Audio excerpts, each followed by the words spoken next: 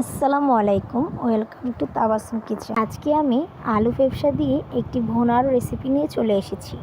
ফ্যাপসা ভুনার জন্য আমি কি নিয়েছি চলুন আপনাদেরকে দেখাই। এখানে আমি নিয়েছি তেজপাতা আর লং, এলাচ, আদা রসুন বাটা, লবণ, হলুদের গুঁড়া, মরিচের গুঁড়া আর ধনেপাতার গুঁড়া। আর এখানে সব মিক্স করা মশলা। এখানে নিয়েছি জিরা গুঁড়া। আর হলো আলুগুলা আমি ছোট ছোট সাইজ করে কেটে নিয়েছি। এখানে 1 কেজি পরিমাণ মতো ফ্যাপসা আছে।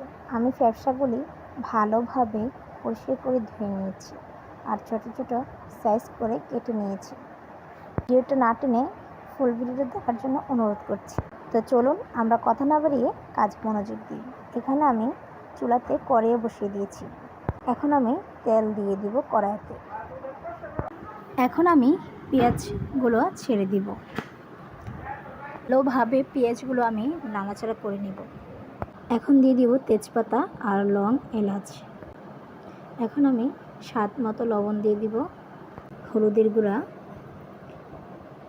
মরিচের গুঁড়া। ভালোভাবে আমি মরিচের ফাঁকিগুলা পেঁয়াজের সাথে মিলিয়ে নেব। তো এখন দিয়ে দিব আদা বাটা। আদা বাটাটা দিয়ে আমি আবার আলতো করে নাড়াচাড়া করে নেব। এলাচ, দারচিনি আর গোলমরিচ ফাঁকি মশলাগুলো আমি দিয়ে দিব। পর দিব জিরার গুঁড়ি, ধনে পাতা গুঁড়া। মশলাগুলো এখন পেঁয়াজের সাথে ভালোভাবে মিশিয়ে নিব। তো দেখতে পাচ্ছেন 1 কাপ পানি পরিমাণ মতো দিয়ে দিব মশলাটা কষানোর জন্য। ঝোলটা কষানো হয়ে গেছে। এখন আমি সবগুলো ফ্যাপসা দিয়ে দিব। সবগুলো ফ্যাপসা দেওয়ার পরে আমি ভালোভাবে ফ্যাপসাগুলো মশলার সাথে মিলিয়ে নেব, যেন সবগুলো মশলা ফ্যাপসার মধ্যে ঢুকে যায়। ফ্যাপসাটা কষানোর জন্য 10 থেকে 20 মিনিট পর্যন্ত আমি ঢাকনা দিয়ে ঢেকে দেব। 10 মিনিট হয়ে গেছে। এখন আমি ঢাকনাটা তুলে নিয়েছি। ফ্যাপসাগুলো ভালোভাবে কষিয়ে নিয়েছি। এখন ভালোভাবে আমি নাড়াচাড়া করে নেব। আমি যে ছোট ছোট সাইজ করা আলুগুলা এখন আমি কষানোর ফ্যাপসার মধ্যে দিয়ে দিব। সবগুলো আলু আমি একত্রে দিয়ে দিব। ফ্যাপসার আলুটা আমি ভালোভাবে মশলার সাথে মিলিয়ে নিচ্ছি। ভালোভাবে আমি নাড়াচাড়া করে নিচ্ছি। তো এখন আমি ফ্লেভারের জন্য কয়েকটা কাঁচামরিচ দিয়ে দিব। ভালো একটি ফ্লেভার আসবে। তো এখন আমি 1 মগ পরিমাণ পানি দিয়ে দিব। এখন আমি নাড়াচাড়া করে নেব।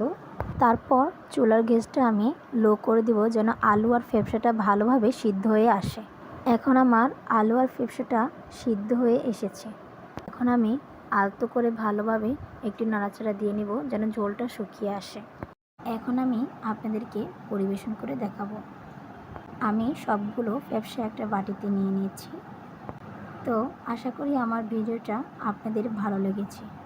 যে যেখান থেকে দেখছেন সবাই লাইক, কমেন্ট, শেয়ার, সাবস্ক্রাইব করবেন। ভালো থাকবেন, সুস্থ থাকবেন। আল্লাহ হাফেজ।